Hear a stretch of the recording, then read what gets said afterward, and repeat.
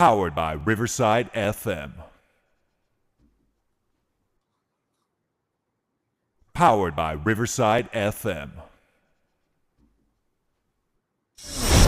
Welcome to Do Good Work Podcast, hosted by Terrell Strayhorn and Jaquin Johnson. We specialize in taking a deep dive into issues that truly matter. Each episode unpacks the challenges and opportunities facing today's leaders, from classrooms to boardrooms, offering insights that inspire real change. By redefining success, we're changing lives, empowering people everywhere to create environments where everyone feels a sense of belonging, whether at home, work, or school. So hey, sit back, relax, grab your favorite beverage, and join us as we explore the issues shaping our futures, one meaningful conversation at a time. Let's go!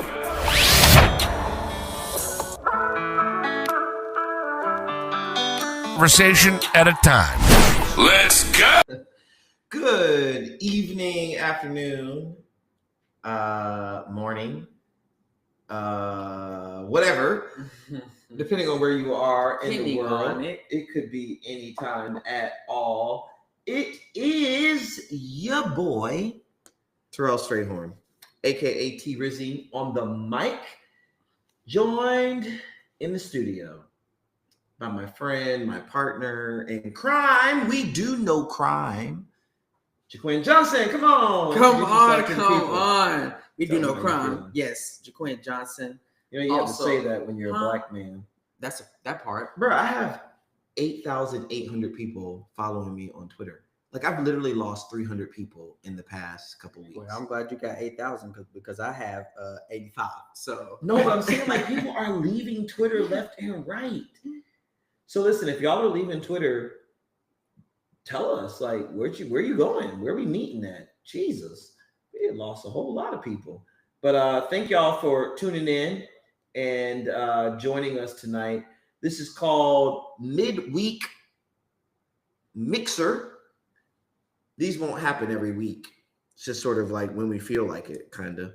So basically what we're trying to do is have a little extra time. We've been hearing from some people through our DMs and our comments that, hey, once a week is not enough and you want more. So we said, you know, give people what they want. But it turns out we're actually in the middle of a great debate, great conversation about this whole movement. And it really is a movement, but this whole piece around Black male research. And we were talking today while we were finishing up a book chapter looking at Black men with disabilities, really trying to understand why we don't know. I mean, there aren't a lot of references. I know for everybody who's doing a dissertation or a thesis out there, listen intently, like, tag, and share. Come back and watch the recording. This is a topic where you could literally say there's not a whole lot of research. You know, we're doing Google searches and searches on Muse, MUSE. We're doing searches on ERIC database, JSTOR, and we're just coming up with a very few short number of references to studies, empirical studies that center the experiences. Listen, in this case of the conversation we're going to ultimately get here, Black men with disabilities. And I keep saying that's pretty, I thought that was impossible because of all of the work we put into what we're calling sort of that most recent wave of Black male research circa 2002 to 2010. But as we really started doing our own little systematic review, you realize we didn't cover everybody in that wave of research. So we thought we might jump on the mic while it's hot, talk to you all. Listen, if you are listening, tuning in, tagging, liking, sharing, please tonight use the chat. Tell us what you think. Tell us what your thoughts are. If you're a person out there doing the work, shout it out. Don't be ashamed. Don't be afraid. Tell somebody. In a minute, I'm going to make sure that we're linked into all the popular trending stations, but I'm going to kick it over to my friend who's going to talk. You know, as we really organize this conversation, we see ourselves coming at it in maybe three buckets. First, we're going to talk about what is this first bucket of research, this most recent wave of work that happened circa 2023, 2003 to 2010. Then we want to talk about some of the gaps in that work, and then we want to spend most of our time talking about a way forward.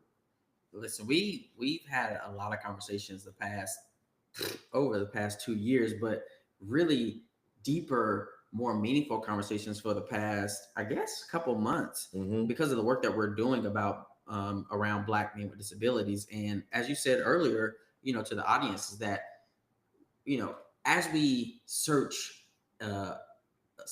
empirical studies on Black men with disabilities, we're not finding too much. And of course, as we were talking, it's very important to shout out the work that has already been done. And, listen, I cannot get through the entire list, so do not hate me. Do not call us out, because again, it's so many of us, or many of you out there that are, that has done really solid work, who have done great work, who have paid attention to all the important, populations, specifically Black men with disabilities. And, some of the work that's been done since 23, centers around Harper, around high achieving Black men. You got Palmer highlighting the role of HBCUs in promoting access and success for Black men in that space. We have, what I've read and what we've read together, J. Luke Woods, who's the president now. Come on, somebody, clap it up for him. His work is centering the challenges and successes of men of color in community colleges. We have Dr. Brooms, who is investigating experiences of Black male students who participate in Black male initiatives. You have, come on now, somebody. You got you, who is focused on the sense of belonging work. Notice how I came last, y'all. We're gonna come back to that. Okay, first. So I can't pat you on your back too much. I can give it to you daily. But as you said, there are some things that we missed in that first wave, I guess we will call it, talking about Black men. One is LGBTQ, Black military vets. Wait. I think, are we using too many? Are we assuming that people know some stuff, like we're using last names and we're using acronyms? So I might want to unpack some of those names, because I'm just going to say this now because he's my fraternity brother. We're talking about the one, the only Dr. Robert Palmer at Howard University School of Education. Come on. Okay. You're right. So we should. But, again, you have, listen, we've done incredible work, all good work that has been cited multiple times, several times, thousands of times, improved the literature. But I think there are some things that we missed in that first wave. One being LGBTQ, which is lesbian, gay, bipolar, transgender, queer, bisexual. What I say? Bipolar. See, that's the thing when you talk about disability all the time. It's close, but not quite. So put respect on their name. Bisexual, not bipolar. My goodness. Let's see. Black military vets, Black male adult learners. But some of the things that we've been talking about recently is Black men with disabilities. Yeah. And that first wave, I think kind of missed the opportunity. So let's have this conversation about why that is. Why was it left unexplored? Well, I mean, I want to hear some of your thoughts about this, because as I said earlier, listen, there is I'll admit, I mean, as we started doing the work, I thought, man, Jaquin ain't pushing us to read hard enough, because we know, we may as well shout them out. Now, you're going to have to help me here, Frank, because I don't know these names, but Banks, I don't know the first name. Eubanks, I don't know the first name. Yeah. Hughes, I don't know the first name. But Banks, Eubanks, Hughes, Wanaga, they are scholars who do research on Black men with disabilities. But I mean, ultimately, you're talking about, I don't know, somewhere between 5 and 7 studies. And as we've been writing, my goodness, we have not done the work. We'll do it this week. Sit down and count up how many pieces we've written. Easily, we've written something, if you count blogs and all, probably a dozen pieces about Black men with disabilities. And I'm thinking we're still citing the same kind of work. And I was like, there had to be something in that last movement, most recent wave or movement, that really focused on disabilities. And as we've really done the work, I'm talking, like I said earlier, go to the JSTOR, go to the Muse Project, go to Eric Digest, go to Google Scholar. By the way, those who are writing papers, go to these places, type it in, look, use African American, replace it for Black, use disabilities, with disabilities, living with disabilities, and you will find that still there's a very short body of work that really focuses on them. And here's why I think, and so at first I thought, man, something happened, we missed it. And I'll admit, I think that there are several factors that led to the omission of these groups in that wave of Black male research. One, that we very quickly started, moving and conducting research according to these false binaries, dichotomies between, high achieving and low achieving, these gifted and not gifted, these, strengths-based, asset-based, and deficit-based perspectives. And while we all thought we were doing important work, and we were, I think it's important to admit that, we could only see what we could see at that point in time, in part. And it's unrealistic to think that we could see all things at one point in time. And that's why we got multiple generations. I mean, I would say this, I hope that my contemporaries would agree that, like, the work that we did in that most recent wave, it's not the first. I really don't think it's fair to call it the first, because if you call it the first, you got to reconcile that with the incredible work that Melvin Terrell did, one of the first to write Racism in Higher Education in the NASPER Journal. Can't remember if it's in the 80s or the 90s. That you've got to reconcile that with the work that Michael Sujet at the University of Louisville did back in the 90s, talking about men in college. That there's work by James Earl Davis, my fraternity brother at Temple University, talking about masculinity, identity, and Black boys in school, right? So how can we be first if literally. We couldn't do it without them. Yeah, we're standing on the shoulders. Come on, somebody. We're standing on the shoulders. So, in this most recent wave, I guess I could give it that, I think we were quickly misguided by these false dichotomies between high and low, gifted and not gifted, engaged and not engaged.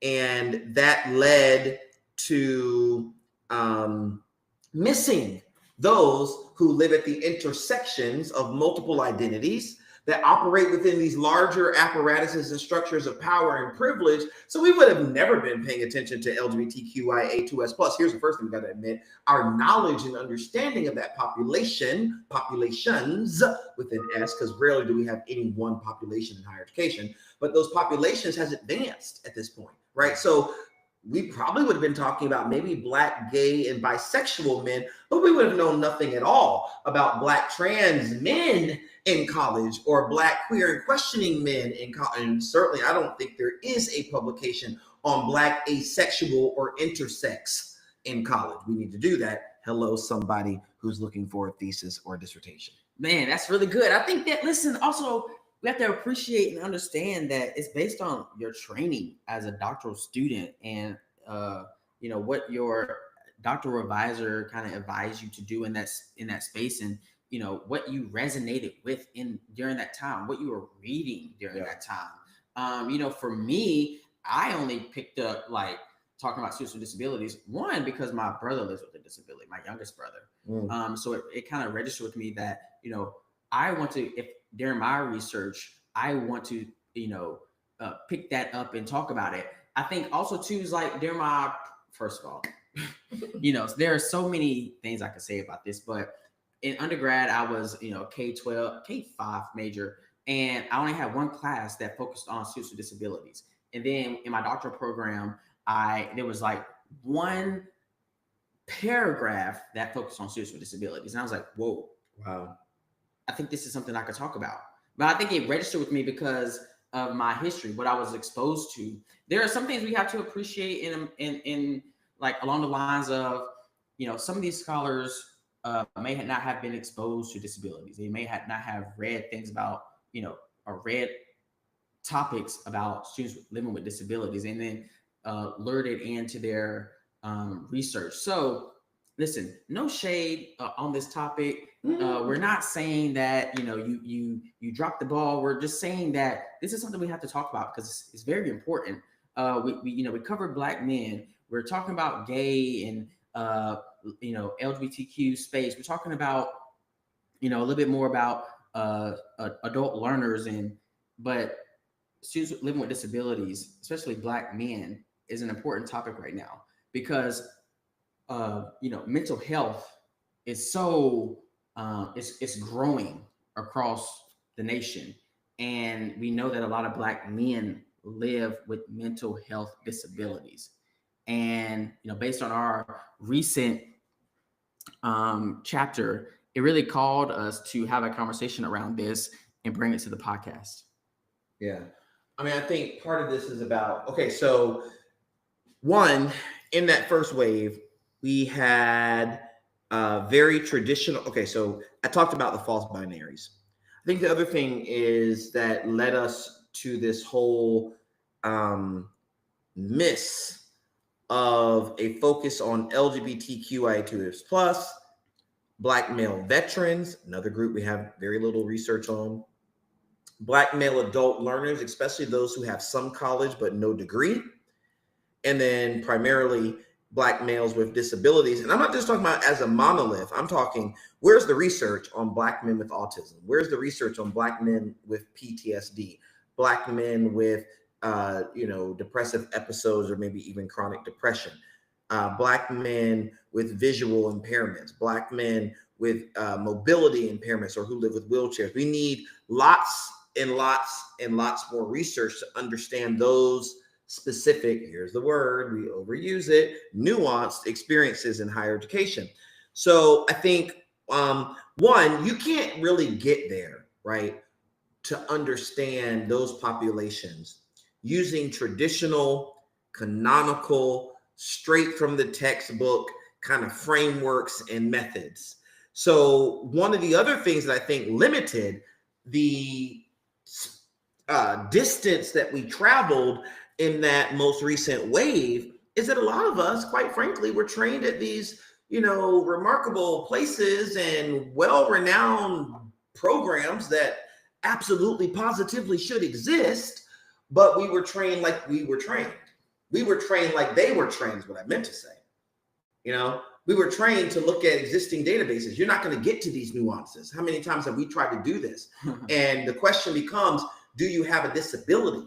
Now, shout out to the NESI, I think it is, and maybe even the CSEQ that starts to unpack some of that and ask, do you have a learning disability? Do you have a visual disability? Do you have an auditory disability? But we need, if we're going to use national data sets or large surveys, we need questions that really disaggregate by disability type. And if you are looking for some examples, there are two things you can do. One, run to the most recent job application you've ever completed. There's a question up there that asks about disability type. There's a picture or an image in there that has like 18 different disabilities listed. Let's use that on surveys. But what Jaquin and I just did in the book chapter is we took that image and pulled it into the chapter. Which helped immediately. Yeah, to frame mental health as a disability.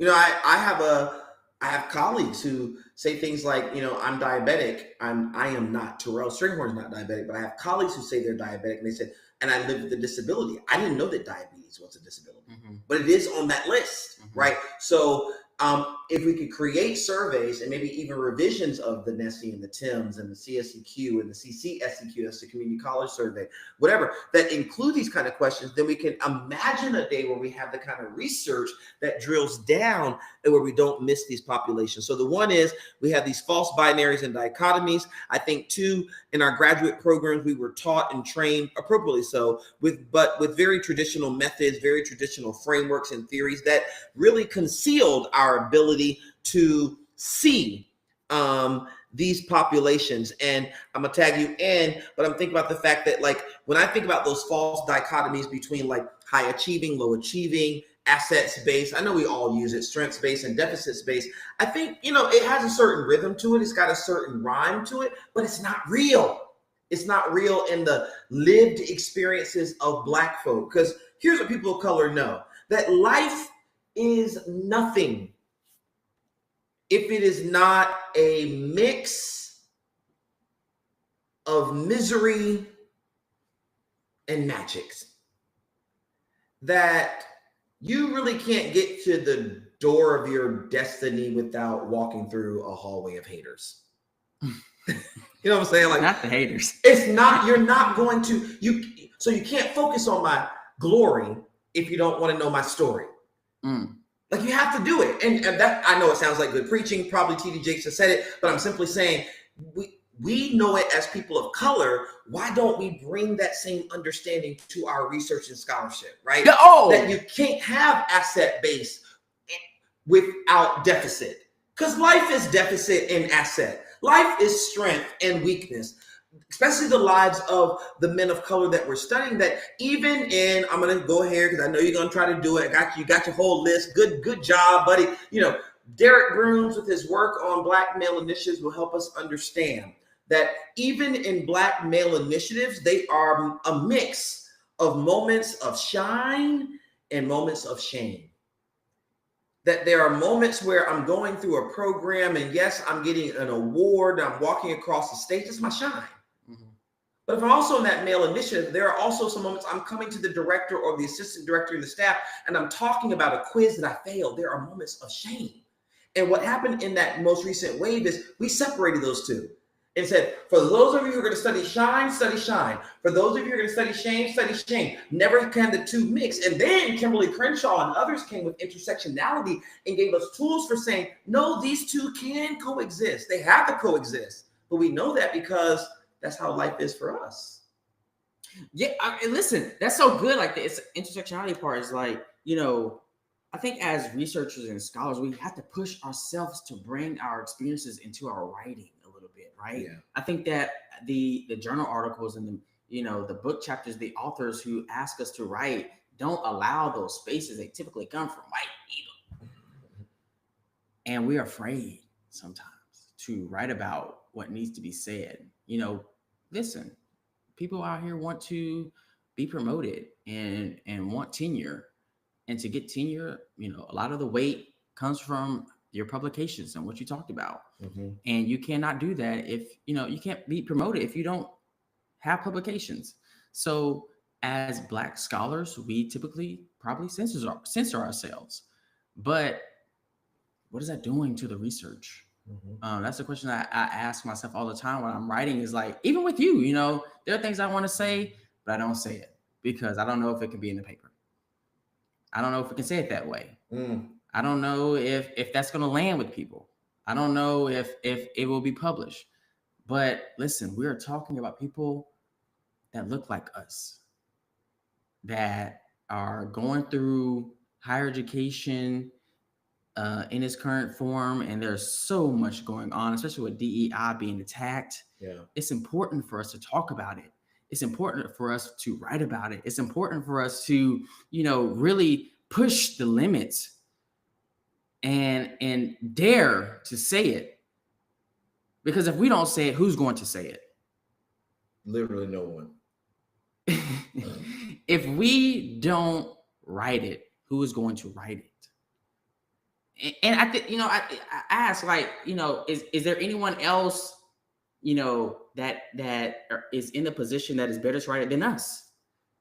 Because at the end of the day, we have lived those experiences, and it's important to push the scholarship. And there are some times where it lands and hits, and there are other times where it doesn't. We can talk about high achieving, we can talk about low achieving students. But what does that look like when we intersect the two and dance with it and vibe with it and rock with it and lean with it, right? Because at that point, now we're saying something in our writing. And when we say something, we hope it resonates. I think it will resonate. I think there's a lot of things that we read. It's like, okay, I get it, got it. Sounds good.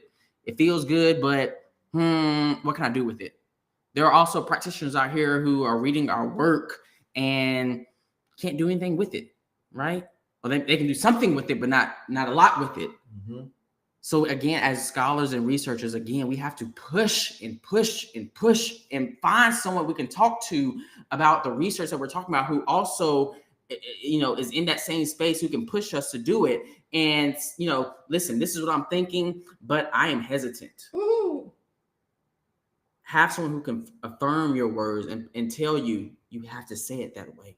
You literally have to. You can't not say it. I mean, here's the other thing is have something to say. I think that so many people are willing to talk and to share and to quote and to, oh my goodness, direct quote. Direct quoting is one thing, but really what you want to do is more than direct quote. You want to share a perspective, a voice on the matter. What is it that, you're really trying to share? I mean, listen, we were reading a paper today, and it's a decent idea rather. But ultimately the question becomes, what is it you're trying to say to the reader that will equip them to do something different with students that they have done before? And, if you cover 25 pages or 30 pages, but you really have not advanced their understanding of how to work more effectively with students, I guess the question becomes, why'd you write it?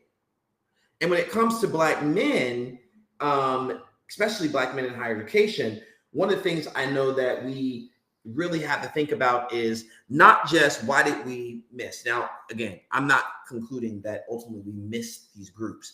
I don't think they were left unexplored. I think the system, hello, critical race theory, the system is created, it's set up, it's designed for these groups to be ignored, to be left unexplored, or explored far fewer numbers than any others. And that's why the theories that get published and the methods that get praised and taught in graduate schools are the ones that are likely not going to fit these populations.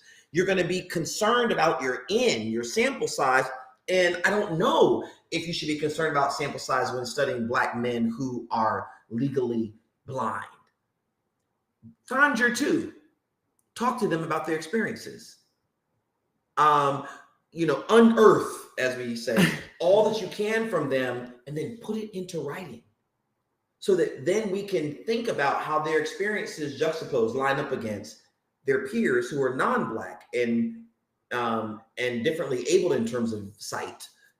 And that then we can enrich the campus environment from my lens so we can foster their sense of belonging. You know what I'm saying? Mm-hmm. But, there are reviewers out there, hopefully not listening to this midweek mixer, who will say 2 participants, there's not enough. There are dissertation committees that will say 2 participants, not enough. Says who? Says who? I mean, listen, there are also, campus personnel who will say that, you want to start a new club and organization, you have to have 25 signatures. Why? Right? There are only 2 of us who have a visible disability, and I can't get 25 signatures. Right. It's impossible. Yep. So how does that make them feel? And then we so quick to say, we're student centered. We want to foster sense of belonging. We value everyone. Now these are becoming just words to them, words that mean nothing. Yeah. And we have to reimagine our policies to ensure that all students feel a sense of belonging, to ensure that all students feel seen, heard, and valued. In order to do that, we must have the hard conversations. And I know the hard conversations are really hard because there are people on our campuses who will push, back against us, and then we're viewed as insubordinate and we're not a team player, and we just want to argue all the time. But again, at the end of the day, if we keep saying that students are, at the center of what we do, then we have to have these conversations. Yeah. If we don't have these conversations, then what are we doing? That's the question I have. Like, what are we doing? Yeah. What's the point? There is no point. I mean, again, it gets back to the point of like, why are we writing? We don't write just to write because we can write, because we're capable of writing, although that's how some people write. We're writing because we have something to say, hopefully. And what we have to say is like of interest to people who are working with our students, that something we say, something we do will enhance or advance what is understood and the policies, practices, and programs that are put into place. I think the other thing that is very clear to me is, research begets research. So I said earlier, part of the reason why we didn't have a whole lot of research on some of these populations because we didn't understand them. We didn't know the language. We didn't have the words. It's hard to conduct research on students living with disabilities if you don't understand and have a working knowledge of issues of ableism, power, privilege, acute, chronic, you don't know. We were just talking about this in one of the book chapters. You don't even know what autism means. You don't know what post-traumatic stress disorder truly means. You don't know what it means to be a quadriplegic. I mean, these are terms, and it's not just knowing them, although that is important. And then also having an understanding of then how does that shape my experience in your classroom? Right?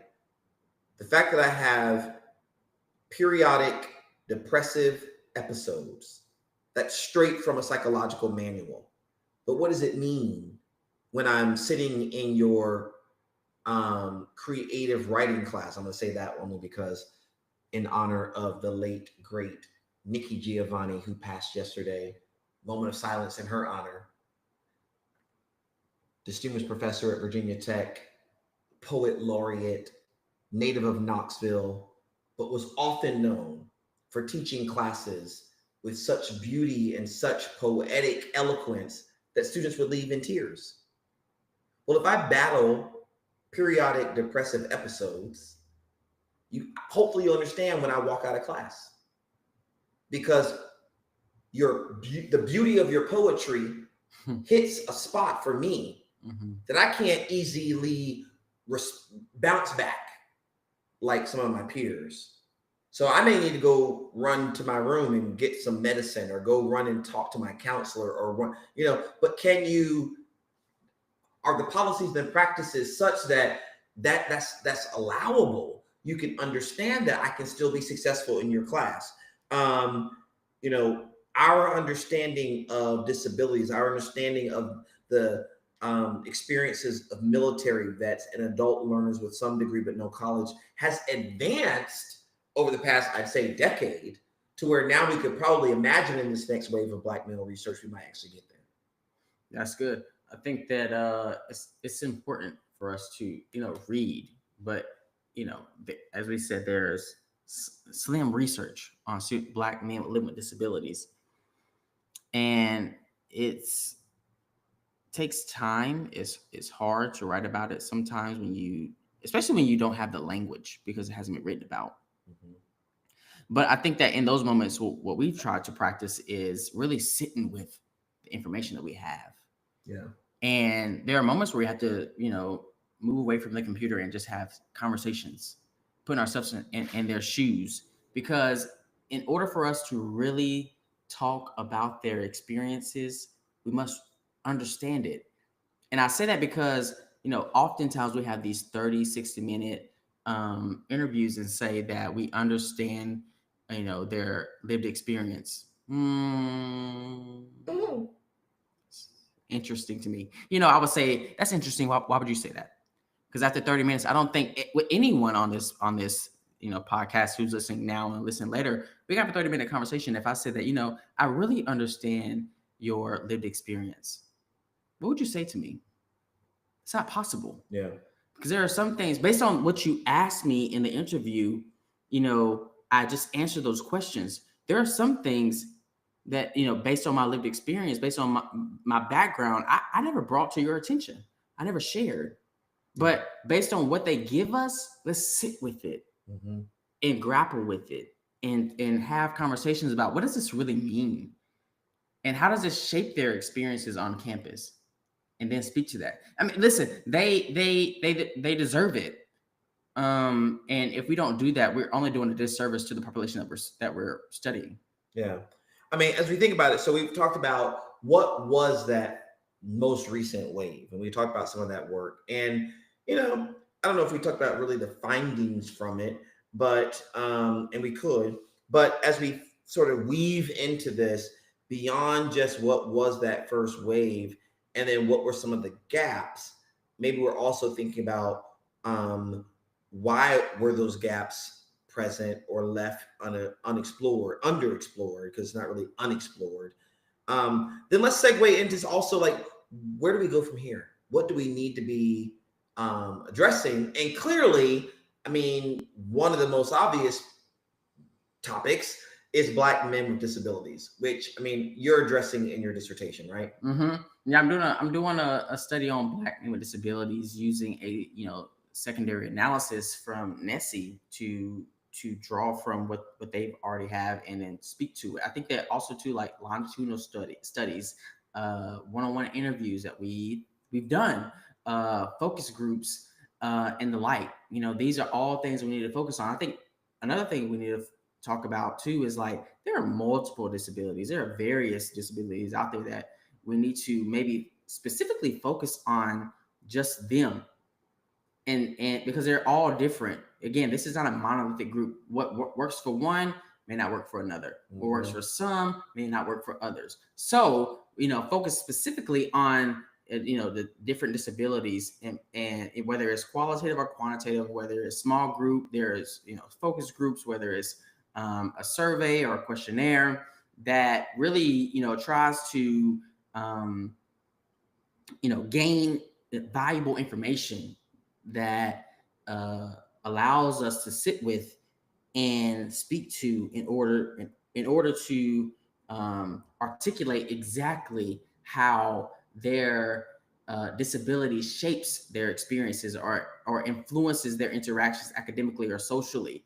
And then that's how we, as researchers, really advance the scholarship and make sure that institutions continue to evolve and grow and develop incrementally in order to create these spaces that they can truly succeed. Because we also understand that these spaces were not designed for them. Yeah.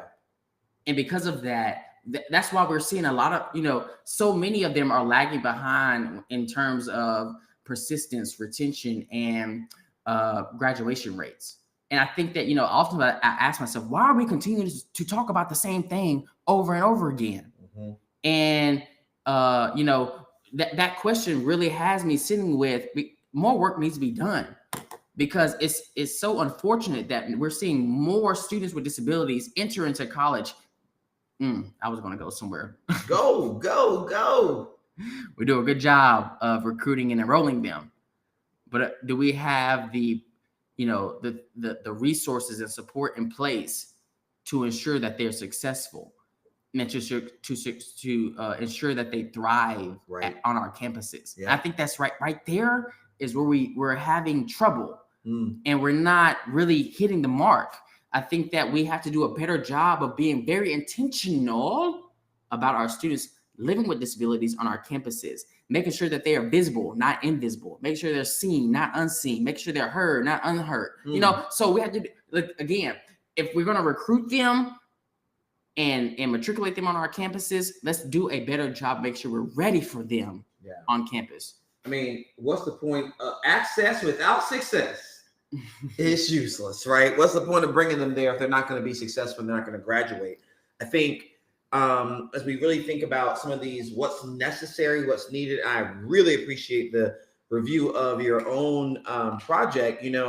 I'm thinking we also need to, before we get into like specifics, methods, theories, samples, I also think we should back up and think about like a total reshaping or reframing of the work. That we really think about, okay, so what are we trying to study here? We've been picking on this term, people will see as these pieces come out, lived experiences. What do you know about people's lived experiences, right? From a 25-minute interview that took place through Zoom, you don't really get to learn much about their lived experiences. Sure, you might learn something about their name, something about their background, something you might call their trajectory, but let's really unpack what that is. Lived experiences. What is it we're really trying to understand? We're trying to understand your perceptions. We're trying to understand your challenges. We want to know what your successes are. We want to know what makes you happy, what makes you sad, what your triggers are. I think we can operationalize that a little bit better in future research, especially in this next wave. I also think that as we think about it, we should admit, and this one, listen, if you're listening in, thank y'all for tuning in. We're trying to keep these numbers rising. So please like and share, but drop it in the chat on any platform. We'll be able to see it here in the studio. If you have a question, a comment, something you want to address, an idea you think that we should definitely consider and give some airtime to. But I'm thinking about the fact that there are schooling. What is schooling? We were just teaching about this in our EDU 552 class. Schooling is an opportunity. And it's really an opportunity to access the things that are valued in society. People say, are you smart? Are you not smart? There are multiple intelligences, and there are a lot of different forms of genius. In formal schooling settings, however, what we're really talking about is students' ability and opportunity to acquire the things that we value in society. The ability to acquire a form of communication called proper English, that you have opportunity to access, a form of thinking about the world we call science. But there are lots of things that students inherit from their parents, their grandparents, their great-grandparents that represent various forms of intelligence and brilliance that never get celebrated in schools, that we at least have to admit we got to think about. I think reframing, reshaping the work so that we don't repeat the same problems could be really important in this next wave. Let me just say this and then see what you got, friend. I'm thinking about one of the facts is around the whole issue of sort of what I'm gonna call ethics in human subjects. So if we're really gonna chart another wave of research, especially on Black men, I think we should rethink, reframe, reconsider how we think about issues of ethics in human subjects, right? So we did a study where we were interviewing Black men living with disabilities. It turns out there are some Black men who live with speech impediments, who live with social phobias, who live with all sorts of mental health disabilities. And consequently, they are not comfortable coming into an interview setting, talking to either one of us, and certainly not talking to both of us. And they're not likely to do that without the assistance of an aid, whether that's a person or technology or device, right? IRB, institutional review boards, often say, you can't do that. You didn't get it approved in advance. It can't be them because you're interviewing the person. I think we're going to have to rethink, renegotiate all of that, because we wrote it in the chapter we're writing today. You can't separate the disability from the person. The person lives with an assistant throughout life. The person lives with an auditory device. The person lives with an assistive reading device. And to then treat the assistive device as if it can be separated from the person, or as if it's an add-on that some institutional review board that is outside the person, outside the project, deems now automatically unnecessary, ineligible, unauthorized, I think is just going to be so faulty that it's going to lead us down the wrong path. You cover that for sure. I think another thing we need to focus on is that as U.S. scholars, we went to Melbourne recently. Yeah. In our conversation with colleagues there, and we've realized that, we're so U.S. centered on our research. And it's very important for us to also think about, have this global perspective when we write about students with disabilities, or, other populations as well. But, what are their experiences, and how can we contribute to the literature to ensure that they too have opportunities they have resources and support in those spaces to be successful. This is something that I, call us to do more of, and what is it? Take us to task. Yeah. To talk about not yes, it's very important to talk about our the U.S. context and how we can improve campuses, but also there are students in international spaces who live with a disability and need advocates and need writers to talk about how they experience the campus and what is needed in order to persist and graduate. So I think that also as especially as U.S. scholars also take time to think about international spaces, especially regardless of what you talk about, because they too need our attention. They too need our skills and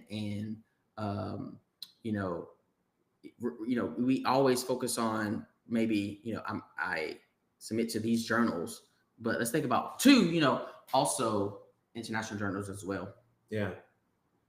One thing I just realized is today is Tuesday, not Wednesday. So for those of you who are tuning in, thank you. We're not trying to compete with our good brother Chris Emden over in Hip Hop Ed. Just noticed today was Tuesday. I thought it was Wednesday. All day I've been thinking today is Wednesday. What happened to Wednesday? But think about this. So what do you think though in terms of like methods and how we collect data and how we analyze data? What do you think can be some of the most effective ways of doing that with respect to Black men or maybe even Black men with disabilities? I'm thinking one, I am a quantitative researcher, although I do spend quite a bit of time doing qualitative research. I don't know that quantitative and qualitative necessarily prohibit what I'm about to say in the way that I think people typically teach and talk about it. And that is, I just believe in the power of stories. I think stories allow us to see, and I'm using these terms intentionally, hear, feel, and quite frankly, smell in ways that things that are devoid of stories don't allow. So if we can use quant or qual or mixed methods to capture the essence of Black men's stories, Yeah. So, one thing I think that based on the research that we've done, especially the qualitative research, we kind of stick to the traditional norm, if I can say, and, not, we learned from our experience. And one of the males in our study hopped on the Zoom call and immediately exited the call. Because of they shared that they have anxiety, and seeing two of us on the call, kind of, caused him to he just removed himself. So I think that as researchers, especially when we're talking about students with disabilities, we have to kind of reimagine what that looks like and how we collect data. One thing that we did during that study, we sent the questions to them, allowed them to type it out, and then send it back to us. I think another thing too, when we're talking about Black men with disabilities, we ask these certain questions that they're going to answer, right? But also at the end, maybe, hey, there are things I didn't ask you. Are you, based on the questions, is there anything that I didn't ask you that you want to address? And allow them to speak to that. Because again, stories are powerful. There are things that you said, like, what happened on campus? What happened off campus? Can you recall a time where you felt seen? You recall a time where you felt, a sense of belonging? Who's on campus where you can go to regardless of what's happened, right? But we, our line of question we kind of missed. Like there were, you never asked me the conversations I had with my sister in the kitchen. Literally. Come on. And that right there. That's when, I trust my sister. And I'm telling her everything that happened. I'm telling her how it happened in a way that I want to tell her that it happened. And she helped me through it. Yeah. She was the one who got me through college. Yep. And your line of questioning didn't ask me to speak to that. Or you didn't ask me about the role of the church. You didn't ask me about the grandmother on the street. But if you ask me those questions, now you're getting somewhere. That part. And because you gave me space to talk about it, now I got something to say. And you said a 30-minute interview. Can I get an extra 30? Yeah, because these people right here play a valuable role in where I am today. Yeah. So I think as researchers, allotting time for them to share, like, okay, listen, I asked you 7 questions, or some of you want to give 25 questions. That's okay. No shade to you. But after my 25 questions, is there anything that I did not address that you want to talk about? Yep. Because at the end of the day, I have to make sure that it's rich narratives. If it's rich, make it rich. And it can only be rich when they give you something rich. Yeah. I mean, you think about it, for anybody who, is conducting research, crafting research, thinking about research right now, you may be thinking, how do I apply this to practice? Well, one is, think about having questions at the end that say to your participants, I mean, we're talking about Black male research, but this is transportable to many samples. Is there a question I should have asked you? Are there particular aspects of your experience or your life that I didn't tap into? What am I missing in my protocol? That's why we have semi-structured protocol. I get kind of tired. I mean, when I say tired, I don't mean like I need to go take a nap.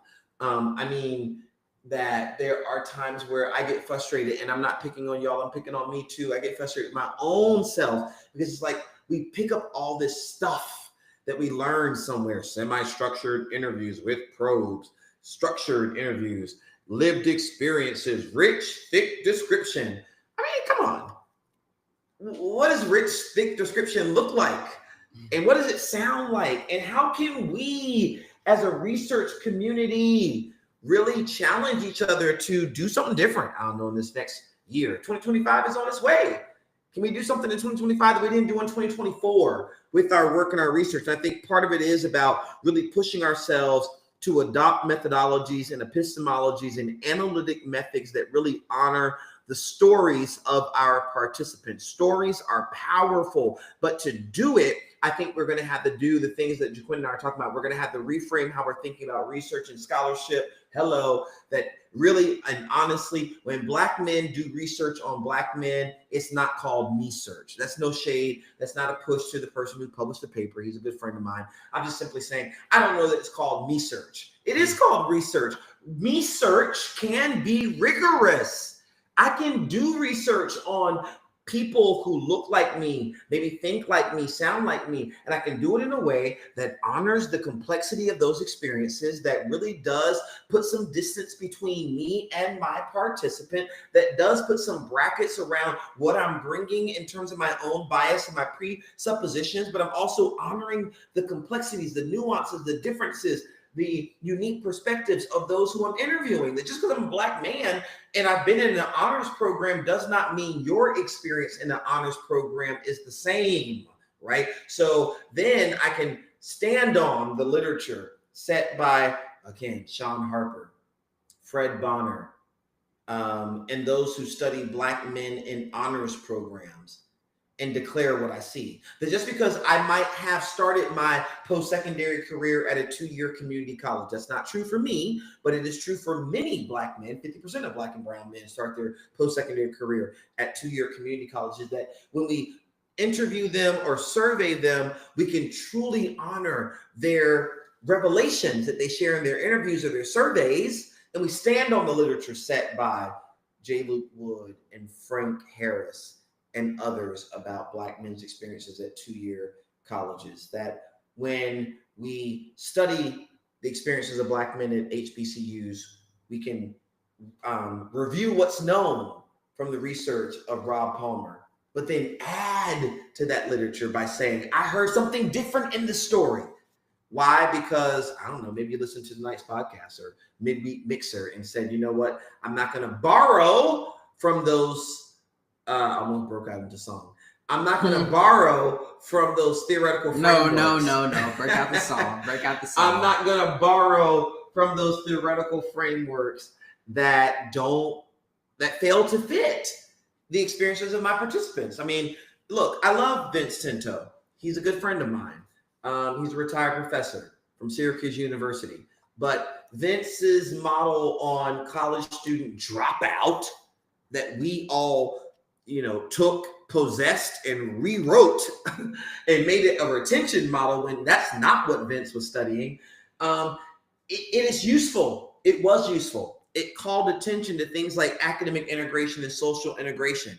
But we also then learned over the course of time that integration has a history, a racist history in this country, and that while his model is useful for calling our attention to academic and social factors, it was unhelpful for thinking about finances, spirituality, sexuality, and those variables that also pack a punch when it comes to student experiences. What is my point? My point is this: that if we're going to move into another wave of Black male research, first of all, we're going to have to create some new theories. We're going to have to find some new theories. These theories are probably not in our discipline, which is why we typically train students to be interdisciplinary, transdisciplinary. You might be getting your degree in education, but bruh, sis, you're going to have to read in sociology. You're going to have to read in anthropology. You're going to have to read in political science and history. That you may be getting your degree in theology, but while studying theology, reach over to Black studies, reach over to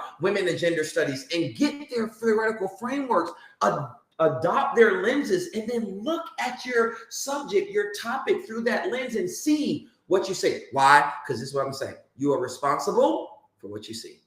That there are certain things that you see, Jaquin, that I cannot possibly see. That's why when we collaborate, I think, we said this in our own writing, that what we could accomplish together is greater than what we can do apart. But that's only if we challenge ourselves to do something different. As I said earlier, we got to realize that, I don't know, maybe what those early theories from the 70s and 80s were able to see is what they were able to see. But now we're here in 2024. The question is, what can you see? And I'm not being ableist, because sometimes you don't see with your eyes, you see with your heart, you see with your hand, you see with your voice, you see with your reading, you see with your experience. So however your sensibilities are, what you seeing, what you hearing, how you bring it to the work. Woo! I got something to say. Come on. Listen. I'm speaking from a doctoral student right now working with Terrell Strayhorn. We have, there is so much good that has happened in the literature. But what you just said just called so many to rise to the occasion. Yeah. Doctoral students, we have to do better. There are so many researchers out there. If we're talking about Black men, we're talking about black students, we're talking about Black students with disabilities, talking about Black men with disabilities, Black women with disabilities, Black LGBTQ students, Black adult learners. We have to read. We have to dive into the literature. You talk about the 1700s and 1800s. We're talking about, early 2000s, late 2000s. Listen, we have to do the work. There are times where we don't want to wake up and read, but you got to read. Yep. If you don't read, you probably don't have much to say. And it's very important for us to do the work that requires us to be great. There's going to be days where, there's going to be a day where, Harper, Palmer, Strayhorn, Wood, and Bonner and Brooms who retire. Who's going to pick up what they put down? You got us retiring, y'all. Who is going to pick up what they put down? Somebody. Yeah. I mean, we have to do it. There's work to be done, and there are. I mean, it's all in iterations too. I think that's the other part we have to understand is that some of it is in iterations that sometimes you see in part, you can't see in whole, you can't see it at all at once. And so I think, for me, I get excited when I think about the possibilities of the work, especially when it comes to the idea of new theories, new epistemologies, new methodologies, new analytic methods. I get it. Everybody's talking about open coding, axial coding. Guess what? We just wrote a chapter today. We talked about open coding, axial coding. But are there any other forms of coding? Are there any endogenous forms of coding? I even say it this way. Are there any indigenous forms of coding? Are there some forms of coding that is taking words and phrases and chunking it that's unique to Black and brown communities that grandma and grandpa taught us how to do it? My grandma say, baby, sometimes you gotta, if people tell you people tell you the story, you gotta learn how to listen, but don't listen to all of it. You gotta learn how to vet and listen in part. Some of it's gonna be total fact. It's going to line up with the experience. You're going to be able to find multiple pieces of evidence that confirm exactly what they say. But then there are going to be other parts of the story that were intentionally designed to sort of finesse, to add flavor, to add shape and form. And you got to understand that too. You don't call it or mislabel it a lie. You understand it for what it is. That's what this is all about. So I'm thinking about the fact that we've covered the fact that we've had the first wave. We came back. We've talked a little bit about those missed, unexplored topics or groups. We've even come now to what's needed in current or future research. I'm wondering now if we can think about too, then, as we build upon the what's needed now, also the question of why now? What's the importance of now? I mean, here we are, December of 2024.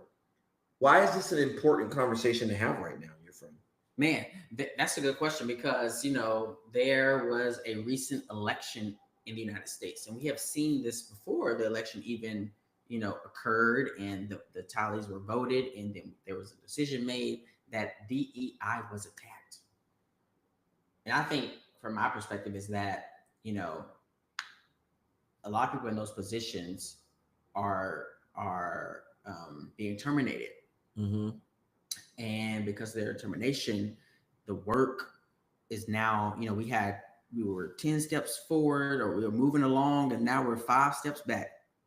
So as researchers, we must continue to push through and talk about the important issues that require us to really sit with the data. Yeah. And have, like you said earlier, we have to have something to say because in my opinion only, there's some people on there on Twitter who says that, retweets don't mean I endorse. So what I endorse today, you don't have to endorse it. But I think there's someone in political office who is attacking DEI. Yeah. And who don't agree with what we call wokeness, whatever that is. Mm-hmm. Who, will push back against inclusion and diversity and creating spaces where everyone can belong. But I think this is a time where, we have to do the work that is required to ensure that our students are, continue to see themselves as important and valued and cared about. As I think about it right now and, abruptly, is that Martin Luther King did this. He stood up, spoke out. Malcolm X did it in his own way. Muhammad Ali did it in his own way. Jackie Robinson, Rosa Parks, Harriet Tubman. Come on. And so much more. Call the names. At this time, we are now the people who are called to do the work that they once did. Yeah. In a different time. Yep. So in the next 4 years, it is very important for us to stay true to the mission, not be loyal to just us and our careers, but be loyal to the people that we write about because they need us most right now. Literally. I mean, I think so much of what we're talking about is like, look, the time is now. If we're going to do it, we have the opportunity to seize the moment to do really good work, pun intended, on Black male research. And, to do it though, we don't have, we could continue doing the work that we've been doing. There's going to be publications, there're going to be book chapters, and the samples will sometimes include Black men. Quite frankly, they may very well include Black men living with disabilities. But how do we make sure that we're ushering in a new kind of generation of scholarship that really breaks new ground? I'm talking really breaks new ground, not that we're just using the phrase break new ground, but it really is breaking new ground. I think that we have to get to the point where we really try to do some things that are different. I want to close. I don't know if it's closing or I just want to offer another point, and that is something that I feel very strongly about. And that is, in order to, and I feel like I'm offering something from my own experience in writing. And maybe it's shifting the conversation a little bit from just a focus on Black male research to academic writing and scholarship. And that is, to those who are listening, and we're sitting here trying to drive up our numbers, but I'm still impressed that we've got almost 100 folks listening in, at least on even just one platform, who like and share. But 100 people who are listening who on a Tuesday don't have to listen. You know what I'm saying? Mm-hmm. We just decided to go live as a sort of midweek mixer. Different from our Saturday show where we put the announcement out and people come to meet us. I don't know who's there because it tells us how many, but it doesn't show us the faces and the names. But if you want, you can drop your name into the chat right now on X live chat, on Facebook, drop it in the comments, on LinkedIn, drop it in the comments. If we don't see it here in the studio, we'll go to the platform and see it. Can we pause for a moment and allow people to drop the name in the chat? Because I think so many times we move so quickly those things. And we want to shout you out and DM you and have a conversation. Maybe you resonate with something that we talked about. If you don't want to say it publicly on Twitter, Facebook, LinkedIn, YouTube, DM us. We want to have the conversation about the things that we are discussing on the podcast. Facts. No lies detected. Have at it. Come on, somebody. I don't want to call out names of people who I think might be out there listening, but if you're out there, Tanita, Tanya, Yo, Dex, Andrew, go ahead, put it in the chat. And for those of you who are out there whose name we did not call, thank you. Please feel free. But here's what I'm thinking. To really get to the heart of research, I think we have to understand that writing is difficult. It's a process. That, a conversation I know we have quite often, and I'm not sure where you are in your evolution and your development on it, is that writing, academic writing, poetic writing, spoken word writing is a struggle. And I think about it as a man of faith, I think about it from a very spiritual, very metaphysical kind of place sometimes. But I don't have to go there to think about the fact that, to conduct and generate research in part is going to require some struggle. And so people who are not willing to struggle can't write well. It's like, I want to make it tweetable. I want to make it twerkable. I want to make it clap. I knew you were going there. I knew it. I mean, I want to make it but I don't know how to tell you any differently. Like, if you're not willing to struggle with the words, if you're not willing to sit in the dissatisfaction of the statement. Someone's going to sit with this and say, it says it, but it don't say it. The paragraph is getting there, but it don't hit. The whole entire section is reflective of my findings, but it's not exactly it yet.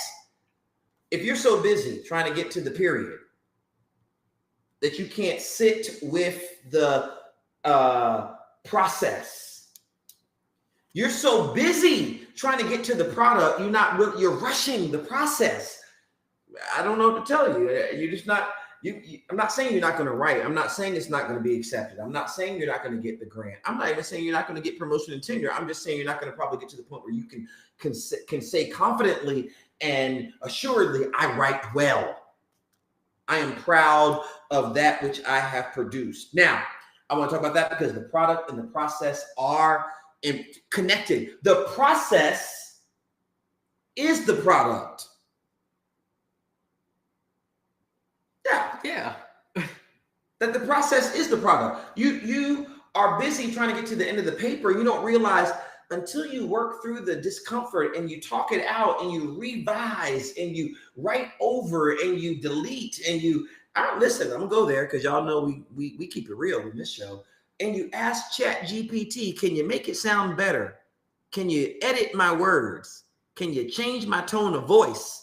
All of that, every single piece of it is part of the process, and the process is the product. That's the first thing I want to say.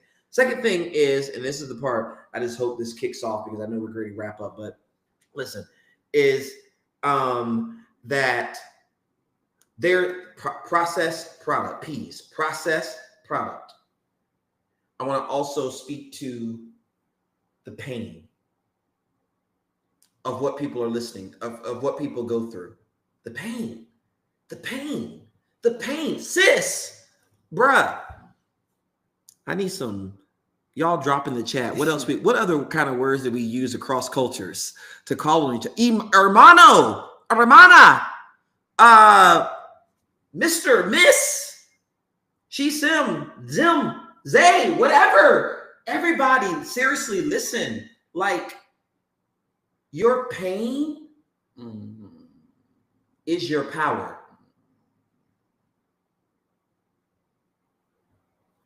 Your pain is your power. And I apologize. We apologize on behalf of every graduate program that made you think that you have to run away from that pain. You have to deny that pain. You have to conceal that pain. You have to hide that pain. You have to ignore that pain. You have to downplay that pain. You have to water down that pain. You have to bandage that pain. No! You got to run into that pain. That pain is your power, brother. Living with a disability, a speech impediment that causes you to go to conferences and avoid the icebreakers, or you show up late because you don't want people to ask you to announce to people where you work, what your title is, because they'll know that this PhD or this EDD or this MD or this JD is possessed by a person with a speech impediment. Okay, brother, somebody run into that pain. Talk about it. Come on. Talk about it. Talk it out. Walk it out. Live it out. Write it out. Write it out. Sister, you've been working, you feel overlooked. And they're always talking about your style of dress, your fashion, your form. And they say it's too much, too loud, too proud, too much, too. Don't run from that. Your pain is your power. If you run to it, not away from it, it will usher you into your position where you will have something unique to say in the literature. And listen, now I'm gonna tell y'all, don't go out here saying Johnson and Strayhorn said I can do what I want. No. It still got to be rigorous. It still got to be solid. It still got to be logical. It still got to be well written. It still should have some flow and some form, but it should be grounded in your lived experience. It should be grounded in that thing that hurt you. Because that thing that hurt you actually helped you. I'm trying to tell you. Someone gonna clap for that one. Someone would clap for that. That thing that hurt you actually helped you. Now the question is, you sitting here hurt, broke, Let it go. busted, disgusted. What did it teach you? What you gonna bring to the literature because of what you went through? What are you able to see, say, see differently, address differently, frame differently, analyze differently because of what you went through? That's what you bring to the work in a way that makes it authentically yours. Nobody, see, this is the thing. This, and I'm gonna shut up because I know my friend's gonna tell me in a couple days. We were talking for 5 minutes. You didn't even pass it over to me. That's how he do me, y'all. Okay. But I'm simply trying to tell you, if you can honor that experience and don't run from it, don't hide it, don't conceal it. Listen, don't act like it's not there. Don't put on, don't peacock. Embrace it. And find a way to work it into your work. No one. That is your competitive advantage. That is your competitive advantage in the marketplace. We get questions all the time from doctoral students saying, I'm going for a job. I'm trying to get a faculty job in this crowded market. How many publications do I need? Sis, bruh, ma'am, Jam. You don't need that many publications. What you need is some authenticity. If you can write from your pain, if you can write from what hurt you and talk about it in a way of how it helped you, and not just helped you, don't be selfish, how it helps the field, how it helps the enterprise, what we learn from it that can help us connect with students in ways that, I'm going to use my friend's word, amplifies their success. Okay, that's two. Amplifies their success. You will get a job. You'll get a job. It's not about the sheer number of publications. It's about the content of the writing. The content of the writing is kind of ordinary. It's kind of everyday. It's kind of the same because we are being socialized and taught to run from our pain, to run from our tests, to run from our trials. And we just want to offer you a perspective. Don't run. Embrace it. Man, I mean, unless you ask me about evolution of writing, is like, man, it came from a point where I just wanted to be academic. I wanted to write based on my training, but it only got me so far. Yeah, right. And the moment I realized once I began to write from my heart, it was just a different experience. Well, first of all, y'all, let me tell y'all something. Once I began to write from my heart, I had very few edits. Right. When I was writing from, the training really laid a solid foundation, but I saw a lot of red, a lot of marks on my paper. But again, I started writing from my heart and the pain and tapping into it, not running from it. Yeah. And sitting with it. There are many times where I would write, and before I even put something on the paper, I would cry because I would think about my youngest brother and his experiences in the education system. Because that's what I want to. That's what I'm pulling from. I'm drawing from. And in order to get to say something, I have to, think about him. That's the evolution of my writing. The struggle, the pain, the hurt, the harm, the people mocking who he is today, who he was before. Yeah. And then once I got there, writing began to come so much easier because it was so much clearer.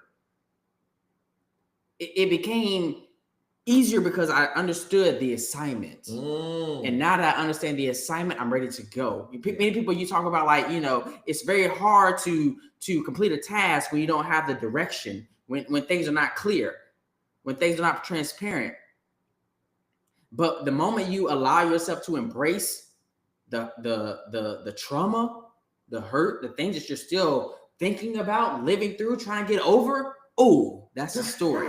There are many people in this world who are going to, interviews, and they're trying to craft these narratives and words that will land with the committee.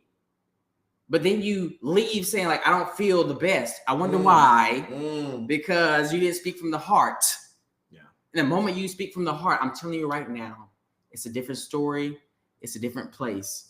It's something you can be proud of, whether you get the job or you're not. Whether you get the publication or not, you can still be proud of something because you know what you're speaking to. Yeah. You know we know where it's coming from. You know the work that is being done. So again, what we offer you today is don't run from it. Don't shield it. Don't block it out.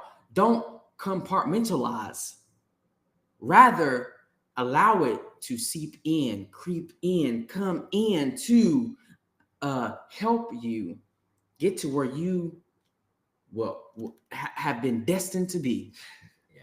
It is your destiny. Oh, it is your destiny. It's your destiny. But we cannot get there if we continue to be disingenuous. If we continue to, allow the cloud to overcome,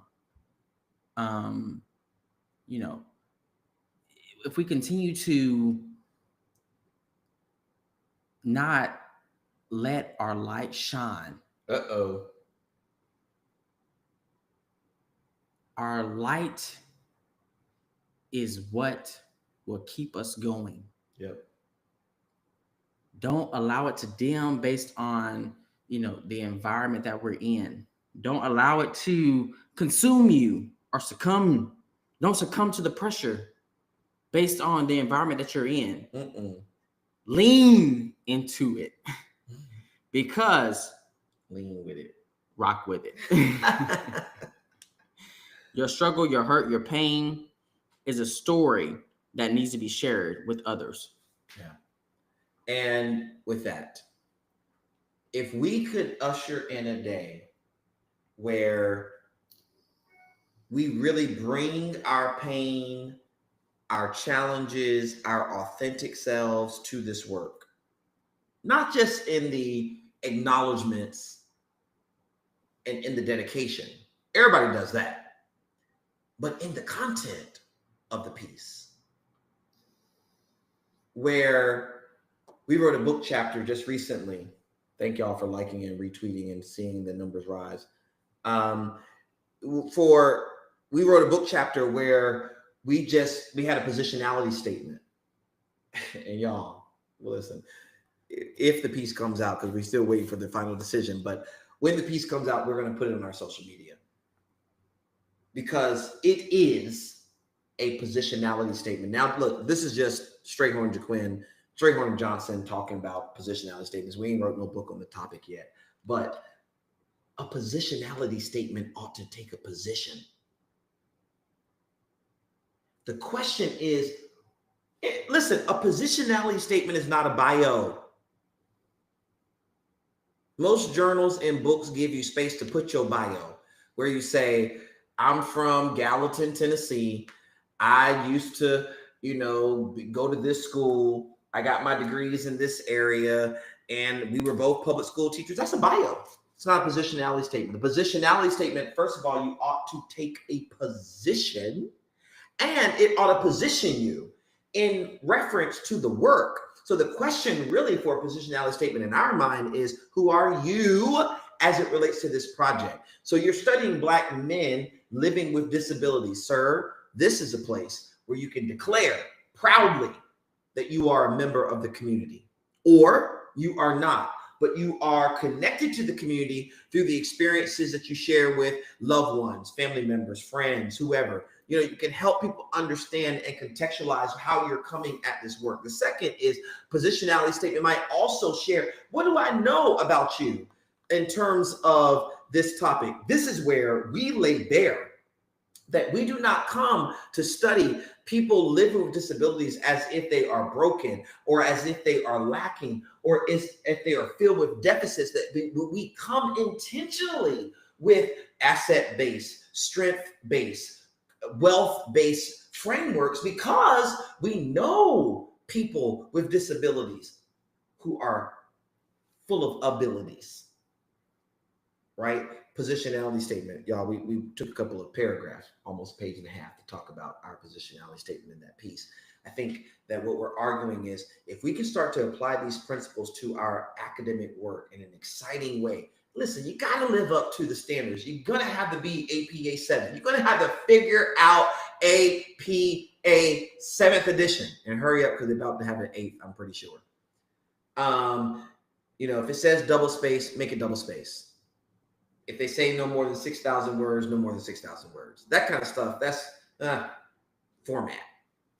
But content-wise, if you can bring to bear the kinds of perspectives and methodologies and epistemologies and frameworks and considerations and authenticities that we're talking about, we could usher in a day where the next wave of Black male research takes us further. Not to say that the first couple of waves did not take us far. They took us far. They took us as far as they were designed to go. But we believe that there's more to be done. How do we know this? If you look at the data, Black men are still dropping out of college. Black men are still experiencing anxiety at high rates. Black men are still not achieving their full potential. Black men are still dying at higher rates out in the streets and not making it into college. And so much more is needed. And we cannot do it without you. So all I'm saying is, let's try to pull together, figure out how we want to do this work, and understand that, we can talk about it. We can jump on the mic tomorrow. We can jump on the mic the next day. We can jump on the mic next week. But listen, friends, it takes change to change.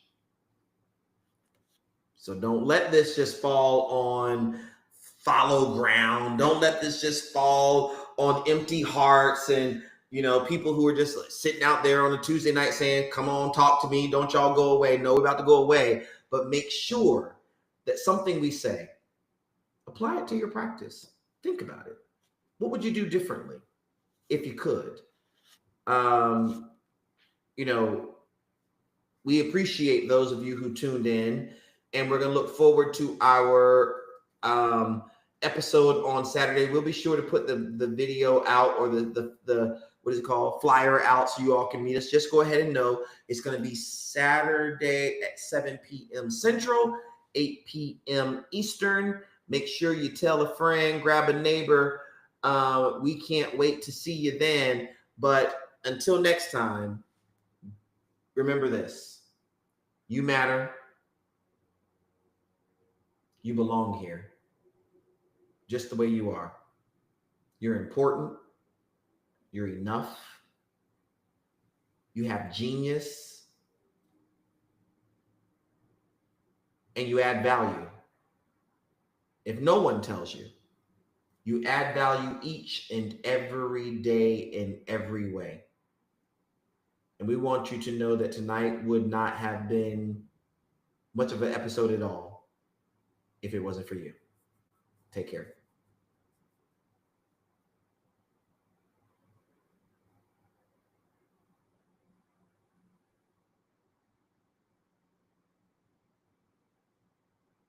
Thank you for tuning in to Do Good Work Podcast. We hope you found today's conversation informative, uplifting, and insightful. Don't forget to like and share this episode with your networks. Follow us on social media at Do Good Work on X, formerly Twitter, for real-time updates, behind-the-scenes content, and so much more. Until next time, friends, don't be afraid to do something, but do something good. Do good work.